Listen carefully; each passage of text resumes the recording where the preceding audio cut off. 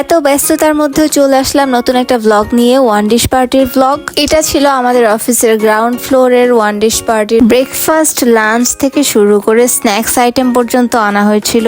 আমরা একজন এক এক রকম আইটেম নিয়ে আসছিলাম। এই যে সবার নাম অনুযায়ী ট্যাগ দিয়ে দেওয়া হয়েছে। সকালের নাস্তায় ছিল চিকেন ছোলা ভুনা, পরোটা, দুধ চিতুই, ধোকা, কলিজা ভুনা, ডাল। এছাড়া আরো অনেক আইটেম আছে, সবগুলো তুলে ধরা পসিবল হলো না। তো আমরা সকালের নাস্তা পরিবেশন করছিলাম।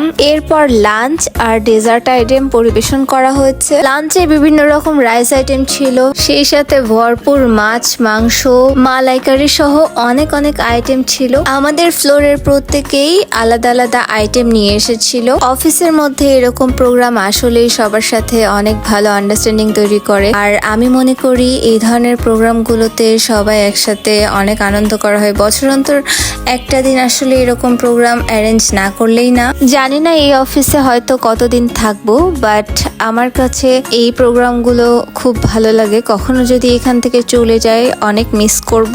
আপনাদের কাছে কেমন লাগলো ভিডিওটা অবশ্যই কমেন্ট করে জানাতে ভুলবেন না।